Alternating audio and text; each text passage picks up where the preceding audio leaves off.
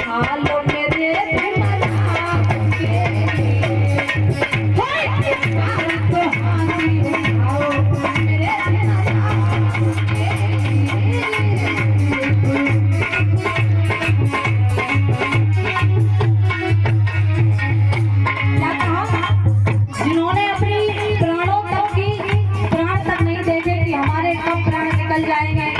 दुनिया हमारा दुश्मन बनी है, लेकिन फिर भी अपने भोले भाले समाज के पीछे लगे रहे। और आज अगर वही दौर होता तो हमारे भाई लोग अगर किसी से कह देते कि तुम्हारे बच्चा मरे, मार देंगे, अगर तुमने समाज के प्रति काम किया या यहाँ से चल के आगे चौराहे तक गए तो भैया हमारे घर से ना निकलते।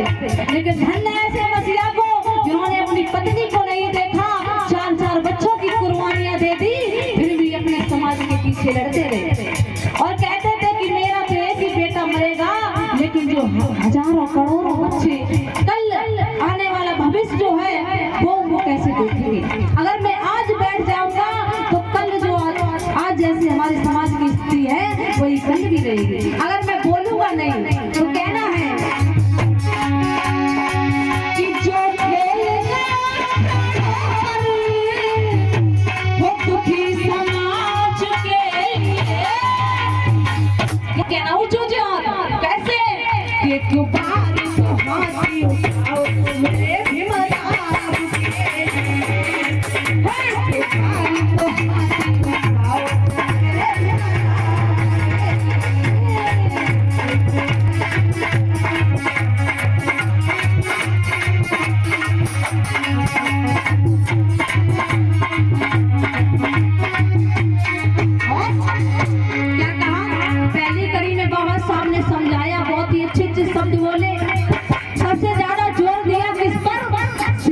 दिया कि नहीं दिया। और बाबा साहब ने कहा भी था कि अगर शिक्षा आपके पास रहेगी तो आप किसी से हारी नहीं मानोगे, और आज अनपढ़ रहोगे तो भैया कोई ना कोई आकर तुम्हें दबा जाएगा, घर के अंदर घुसर जाएगा। ये कहा था बाबा साहब ने। और कि लड़ने के लिए पढ़ना होगा, बाबा साहब ने कहा था कि लड़ने के लिए पढ़ना होगा और पढ़ने के लिए लड़ना होगा। और किताबें तो बहुत सी पढ़ी होगी तुमने, कि किताबें तो बहुत सी पढ़ी होगी तुमने, हक अधिकार जानने के लिए संविधान पढ़ना होगा।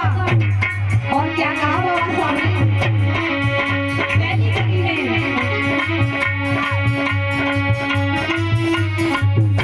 कि संविधान को करिए हक अधिकार दिलाए, संविधान को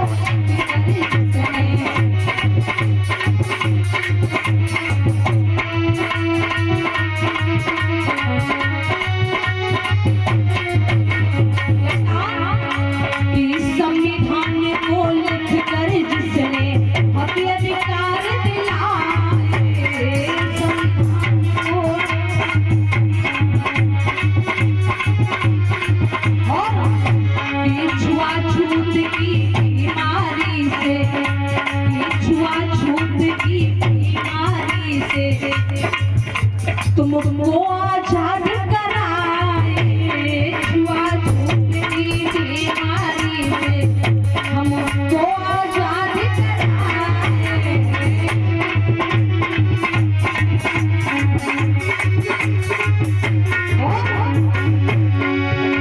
कि माँ भी माँ जैसी,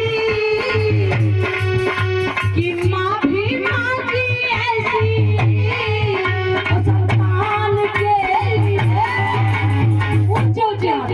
कैसे ये तो बाहर तो हाथी मेरे भी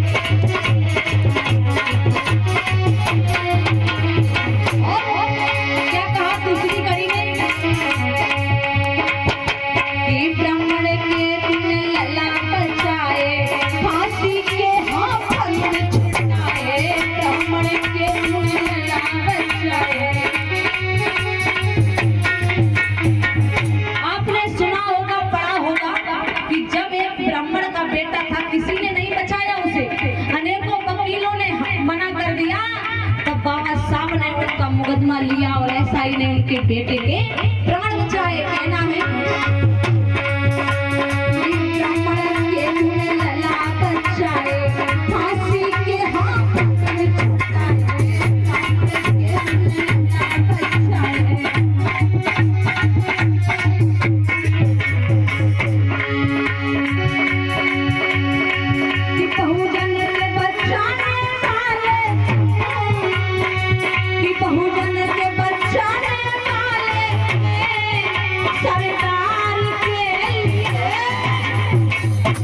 बहुत अभी ढोलक मास्टर ऊंचे ऊंचे हाथ। और कहना है भैया कि आज बाबा साहब की बदौलत आज हम लोग यहाँ पर बैठे हैं, जो मैं इस मंच पर बैठी हूँ ये बाबा साहब की देन है। जो हमारी माताएं बहनें आज पंडाल में बैठी हैं, आज जो सम्मान से आज इतनी अच्छी अच्छी साड़ियाँ पहने, देखो चमक मार रही बात है नहीं। और एलवारी अगर खोल दी जाए भैया तो साड़ियाँ की लाइन लग जाए। ये किसकी देन है? बाबा साहब की। और कहा था सामने भैया तो इसीलिए ऊंचे ऊंचे हाथ कि बहुजन के बचाने वाले और सरदार के लिए और एक बार तो हाथी उठाओ मेरे भीमराव के